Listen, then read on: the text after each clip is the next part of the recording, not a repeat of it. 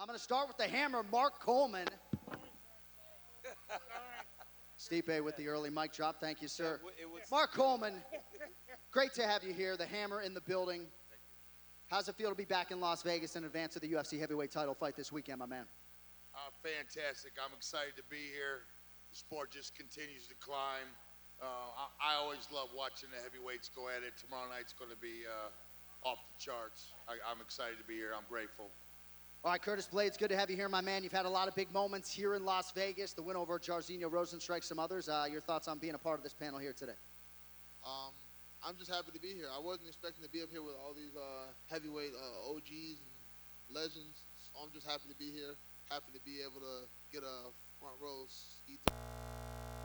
Thank you. I appreciate that, bro. And middle of your panel here, Las Vegas's finest, Frank Mir. We don't get to see this guy all that often. It's great to see you, man. Your thoughts on everything that we got going on this weekend? Well, I think, from top to bottom, it's probably one of the most impressive cards I can remember in a long time. I'm super excited about seeing just about every single fight. I can name 10 of them that I'm super excited the guy I think could headline. Great to have you here, Frank. And Stipe Miocic got a big pop when Stipe walked out tonight. A lot of people thought that you would be competing in this contest against Jon Jones, but ultimately your thoughts on what we got ahead here Saturday night. A lot of fans thought you were going to be competing here this weekend, but ultimately just wanted to get your thoughts on how it might play out Saturday night. Yeah, I thought I was going to fight. Unfortunately, I did not. But it's, Jones is coming back. Everyone wants to see it. And Cyril, that dude's tough. It's going to be a hell of a fight. Nice to see you. And then, of course, we get show business, Daniel Cormier.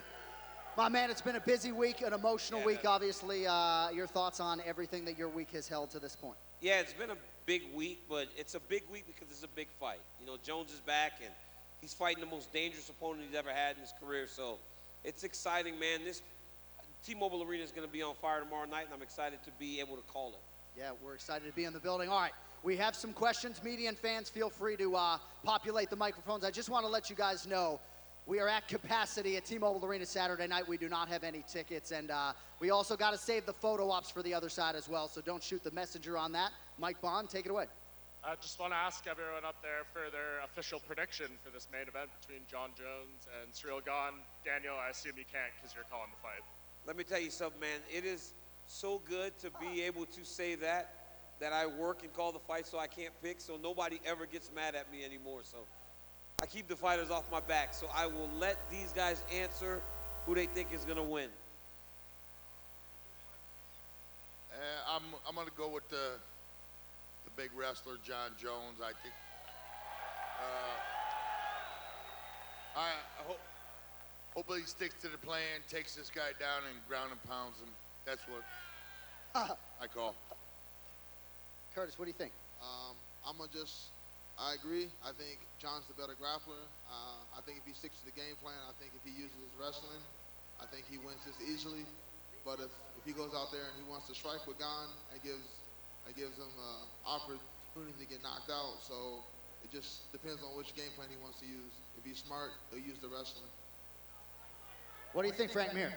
Yeah, I think I'm with everybody else. I'm voting on Jon. I think it's a hard fight for Cyril to win. If Cyril was a little taller, I think his speed could pose an issue. But I think that Jon's reach will nullify his speed that he has and footwork. And Jon can kick very well. People forget about that. But striking-wise, I don't think it's going to be an easy night for Cyril as other people might think. And I think on his feet, he's going to have an issue at distance with Jon. He's going to get the shit jabbed out of him, kicked in the head. And then if he tries to close distance, no one knows what it's like to get grabbed by Jon. Jon is an extremely strong, great clinch. I think he throws him on his back and outworks him. And Ngannou out-wrestled him. What's Jon going to do to him? Right. Stipe Miocic, you got a hot microphone. Any thoughts on who wins the main event? I don't care who wins, I want winner. Yeah.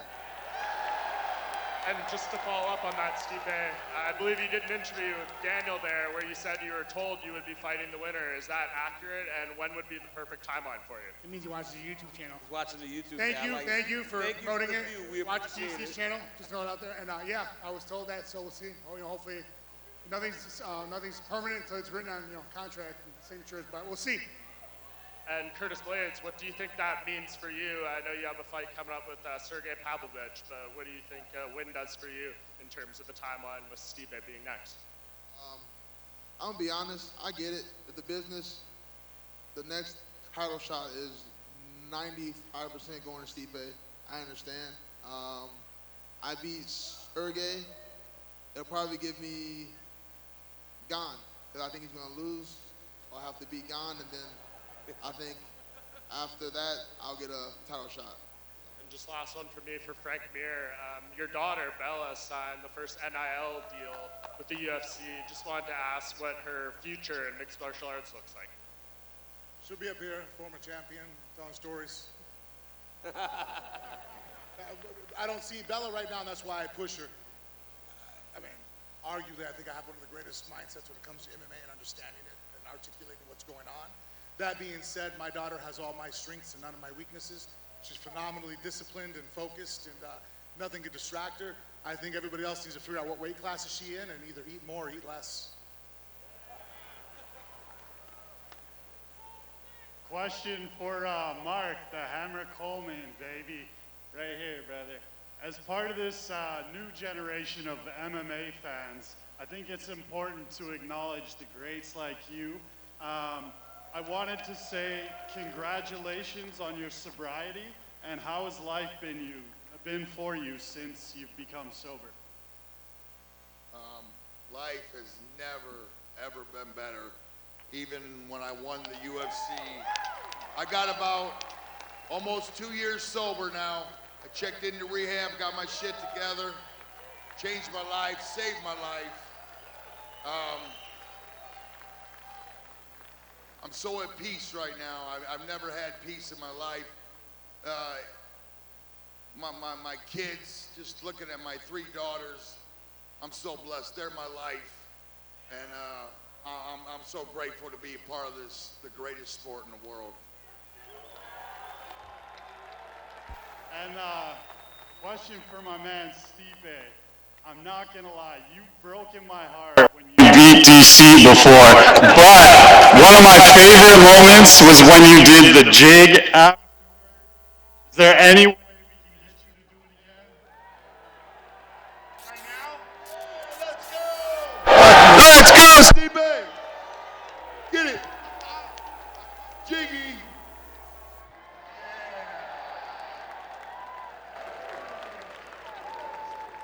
Thank you, sir. Question over here for Frank Mir. Frank, you've been one of those heavyweights. You changed physically. You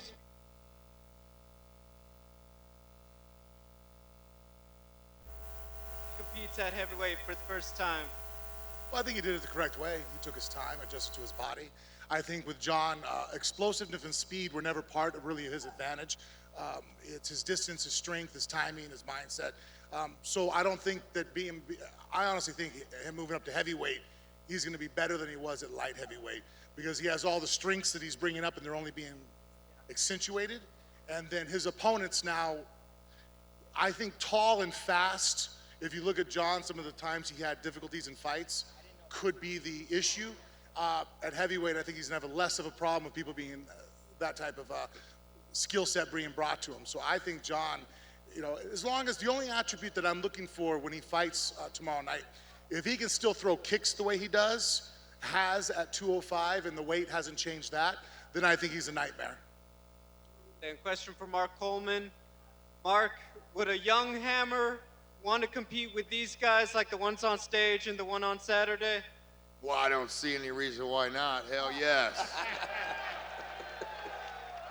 And then Yes, finally, it would be some serious competition, but I would find a way to win. The Hammer. and then finally for DC. DC, we saw in Embedded, you got to wrestle with Cyril Gane a little bit. Do you feel like he's ready for what's going to come out there? I think he'll be better prepared to defend takedowns than we expect, just because when he got taken down by Francis, it was Francis kind of out-muscled him. I don't know if he'll get out-muscled by Jones on Saturday. And also Cyril Gane got a takedown, so I think he'll be okay. I don't know if he'll get taken down as easy as these guys expect, but that's why they fight the fight, right? Thank you. Back over here, yes, sir. How you guys doing? First and foremost, congratulations on 5 incredible careers and all that you contributed to the UFC. So congratulations on that.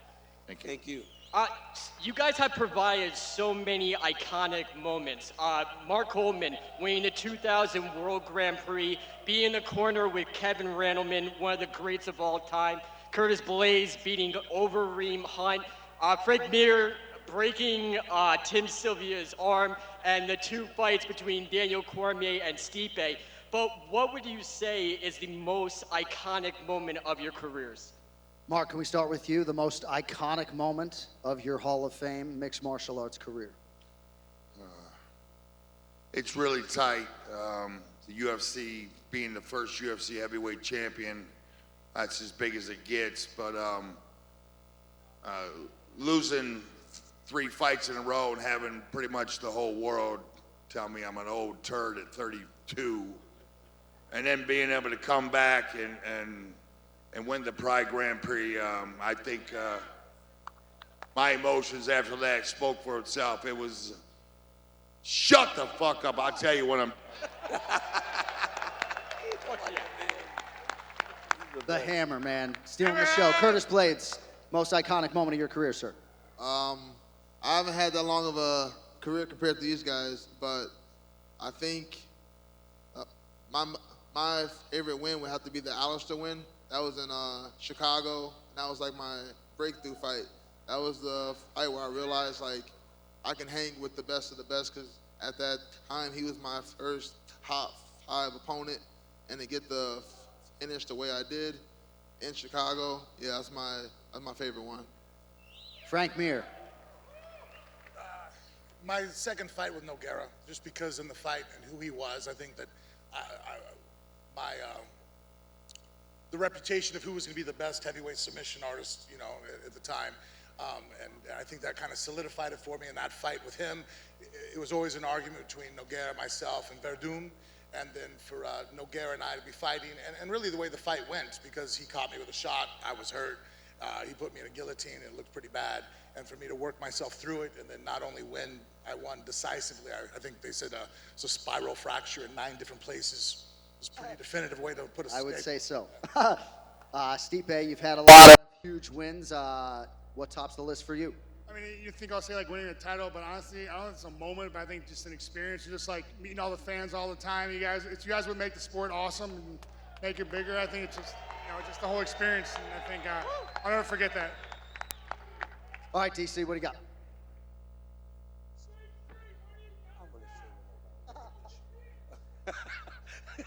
I just was whispering to Stipe that I was going to say that it was the moment I beat him.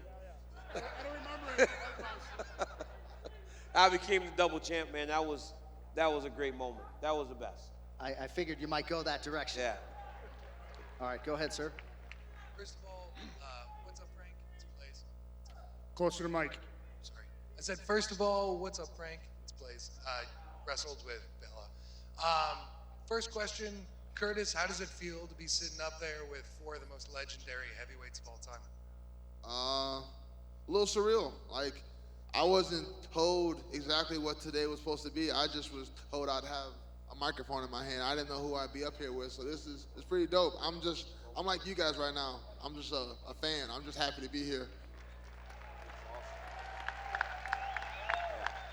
And then my second question for DC, obviously you fought Stipe 3 times and you fought Jon twice. After this fight, Stipe versus Jones is what I'm assuming most people expect is going to happen. How do you think that fight plays out?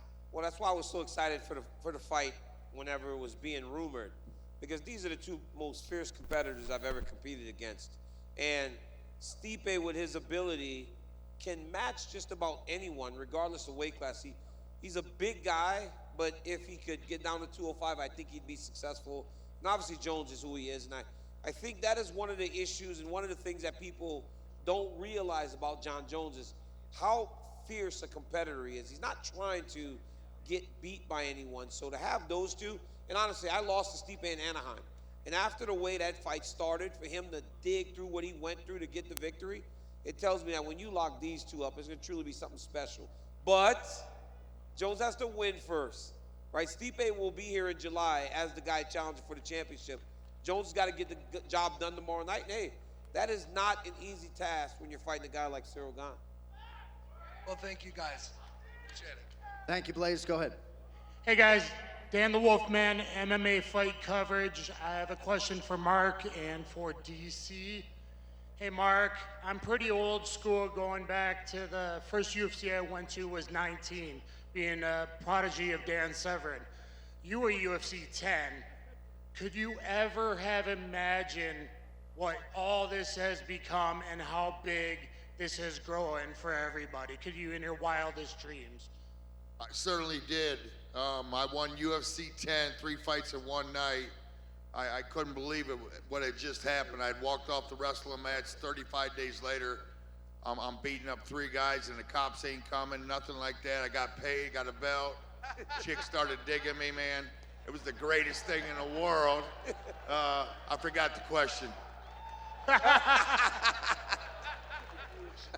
I think you answered the question. Anyways, as I'm walking out, I said, them fucking Russians are coming, man. And I visualized exactly what it is now. I really did visualize that because everybody loves fighting. The whole world loves fighting, man. That's what it's all about. Yeah. And follow up for DC. Like I said, I'm OG. I've been around for like 26 years in MMA. But out of all the guys that have come in MMA, I think I'm not the only one that you are the guy that I would most want to hang out with or get invited to a barbecue or something. So why do you think that you were able to fight, commentate, and still the fans like know that you're real? Because I'm normal, right? Like you look at me and these guys are actually heavyweights. I'm 5'10", 11. My bio, 72-inch my reach. bio always said 5'11", so let's go with 5'11". But hey, I carry a little bit around the midsection. If you ever watched WWE, it was Dusty Rhodes. He was the son of a plumber, and he was a guy that everybody loved. And I think that is the draw. I'm normal, right? I would fight these championship fights, go to my house on the next day, and people would just say, "What's up, Daniel?" Not DC, right? So I feel that's probably the draw, because the guy you get up here is the guy you're gonna get when you run into me in the street or anywhere else. I'm just a normal guy that can fight. Woo! That guy. All right, back over here. Go ahead. Hey, just wanted to say to Mark, congratulations on the sobriety. It's an amazing accomplishment. Thank you. And my first question is to Curtis. I know you're jumping in at a title shot and really want to get that opportunity. But would you consider, if the UFC offered Tom Aspinall again, would you consider fighting him? If that's what gives me the title shot, I know I'm gonna need another one after this fight. That's what I know. So whoever it is, Aspinall, Gane, Tuivasa, I know I'm gonna need another one. So yeah, I'd take Aspinall again. Yeah. And this one is for Stipe. I was gonna say one of my favorite seasons of Tough was you and DC's season. Really funny. You guys were going back and forth. Would you ever consider doing another Tough season? No, not at all. Hey, you remember when I beat Stipe in hockey? Bro. That was some shit, bro. Let me talk about that. You let me beat you in hockey, and dog. you're like going in front How of you let me beat you in hockey? That was bullshit. That was some bullshit. I want to talk about it. That's why I'm not gonna do it again. It's that shit right there. Dog, this They dude picked let me me to beat him fail. in hockey. Like, what? You did good. Hey, well, That thank was you some guys. BS, Thank you. Good. All right, back over here. Go ahead. Hey, this is for DC. Since you are the first and only person ever to have, sorry, I can't even hear my shit, to be the UFC light heavyweight and heavyweight champion, what advice would you give John Jones tomorrow night as he steps in the cage on Saturday night as a heavyweight? I mean, heavyweight's different. I was lucky though, right? I started at heavyweight and then came down. But for Jones, just don't be too comfortable in the training, because that's where the dangers are. When you go from 205 to heavyweight, the dangers are in the training room, because you don't have to do as much to get the weight off. So you tend to sometimes take some practices off, take some days off. You're a little more okay with recovery. Just don't get comfortable, because if you get comfortable, that's where you get beat. So stay locked in like as if you're fighting at 205.